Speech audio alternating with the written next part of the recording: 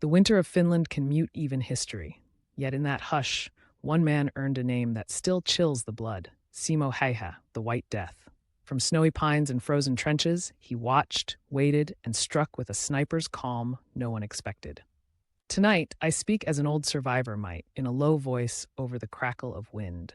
This is not a tale of glory. It is a portrait of patience, of fear swallowed, and of how one humble farmer became the most feared rifleman in the Winter War. Born in 1905, Simo grew up far from the headlines, raising animals and working fields under a sky that judged everything by seasons. He learned to move quietly on uneven ground, to read footprints and weather, and to respect how quickly cold turns plans into ruins. When the Winter War began in late 1939, Finland's borders cracked open. Simo answered the call, leaving ordinary work behind.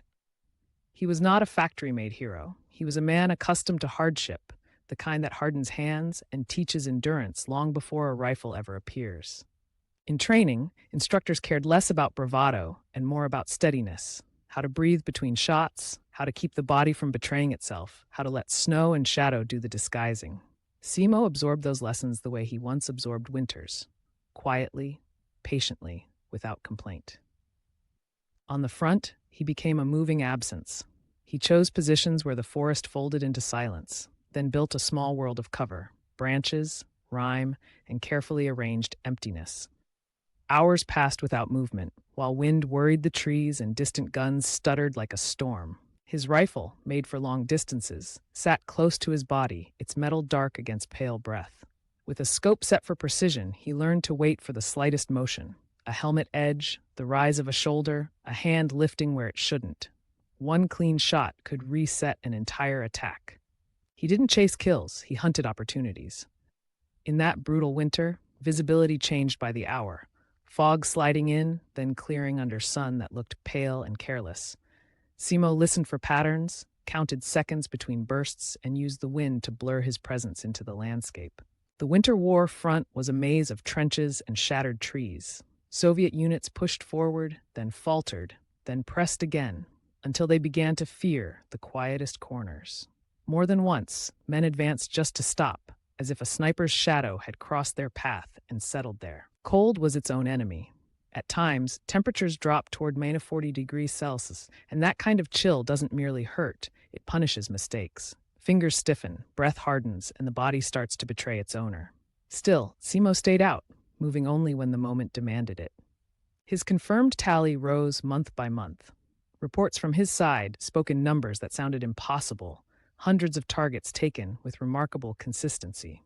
For the enemy, the figure became a rumor wrapped in fear: an unseen hunter who never seemed to sleep and who kept finding eyes that looked back.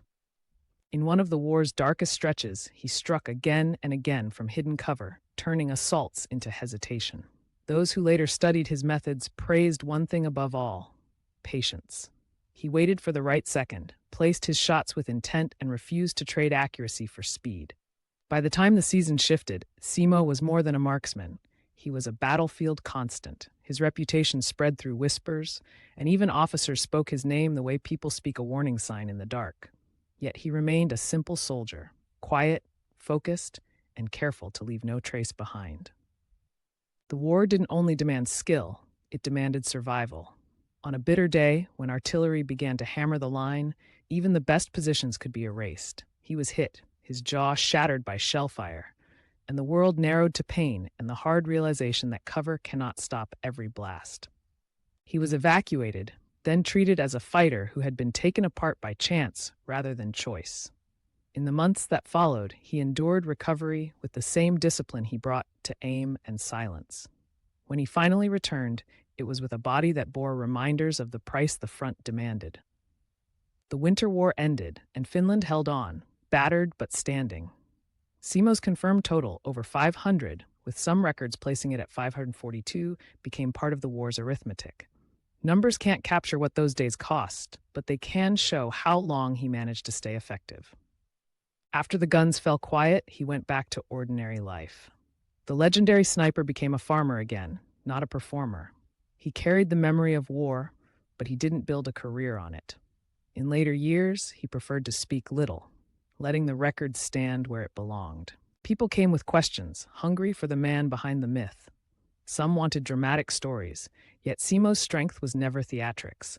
It was the unglamorous work, observing patiently, staying still, and treating each shot like a careful decision rather than a victory lap. His legend traveled farther than the snowy ridges. In the years that followed, books and films returned to the Winter War, searching for a figure who seemed to slip through the brutal logic of battle. The White Death became a symbol of how discipline can outlast numbers when someone refuses to break. Still, we should remember the human cost. Behind every confirmed shot were lives interrupted, families thrown into grief, and a continent grinding through winter and fear.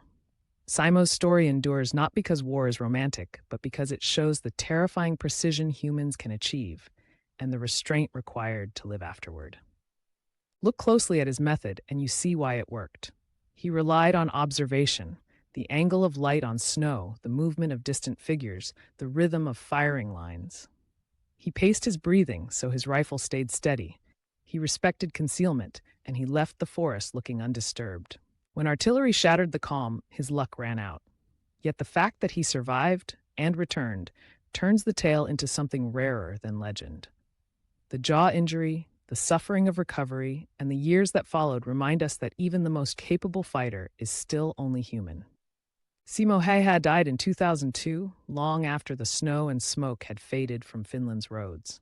But his name remains, etched in memory the way ice etches stone, slowly, firmly, and without apology. The White Death was made by winter, by training, and by a stubborn willingness to endure. So when you hear the phrase 500 confirmed kills, don't imagine a video game hero sprinting from scene to scene. Picture a man crouched in powdery snow, listening to wind, choosing moments, and letting time do the heavy lifting. That is the real drama, patience under pressure. If this story stays with you, support the channel. Subscribe for more WWII history told with cinematic atmosphere, and share this video with someone who loves the past. Drop a comment about the lessons you take from Finland's Winter War. Then come back for the next episode.